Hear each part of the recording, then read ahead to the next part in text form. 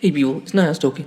I'd like to thank ProBlack for free for posting about this story. So this is from South China Morning Post. The Chinese bank signs debt suspension deals with 11 African countries. Exim Bank of China signed debt suspension agreements with 11 African countries as Beijing committed to fully taking part in the Group of 20 Debt Service Suspension Initiative, DSSI. China's foreign ministry said other non-official creditors have also reached consensus on debt relief with some African countries regarding the DSSI.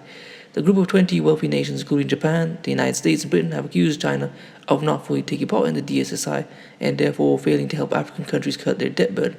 However, China was actively responding to African concerns in accordance with the consensus reached by Chinese and African leaders in G20 DSSI.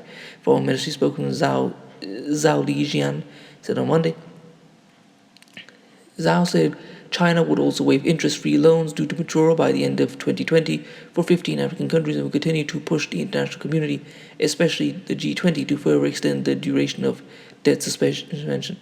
China did not reveal which countries had benefited from Beijing's debt relief or whose interest-free loans had been waived, but several countries such as Zambia, Angola, Ethiopia, the Republic of Congo, Brazzaville, Djibouti, Mozambique, and Kenya are reportedly negotiating to have their Chinese loans restructured.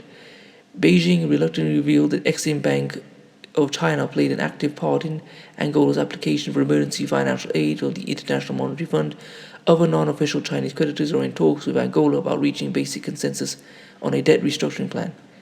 Last week, the Chinese ambassador to Botswana, Zhao Yanbo, signed a protocol on the exemption of interest-free loan debt with the country's Minister of Finance, Fapalo Mashake.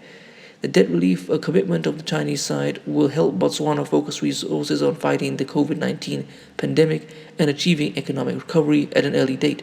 Zhao said an indication that Beijing has started to write off the interest-free loans. However, interest-free loans account for just a small fraction, about 5% of Beijing's total debt to African countries. The World Bank and G7 say that Beijing has not been transparent in its negotiations with seeking debt relief, and some of its key financial institutions were not taking part in the initiative. World Bank President David Malpass warned last week that non-participation from China and other private creditors had led the debt relief too shallow to meet the fiscal needs of the inequality pandemic around us.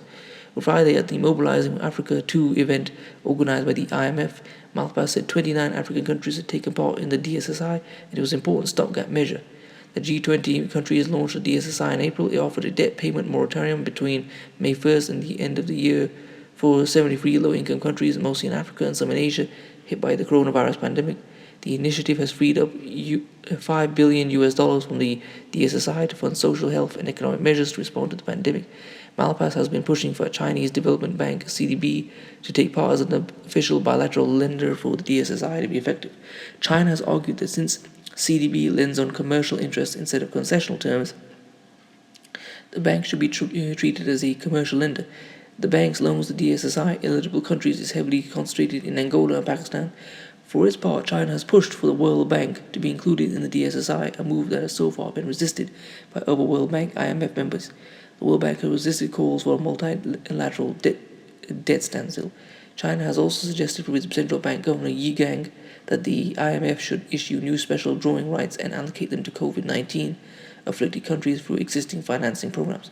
The issues are expected to be raised again when members of the World Bank and the International Monetary Fund gather for annual meetings via video conference on Wednesday. I hope you've enjoyed that. Please comment, rate, share, and subscribe. I'm going to leave this and some other sources in the description. If you'd like to support this channel, leave my GoFundMe in the description. If you'd like to follow me on Instagram, I'll leave it there as well. Peace.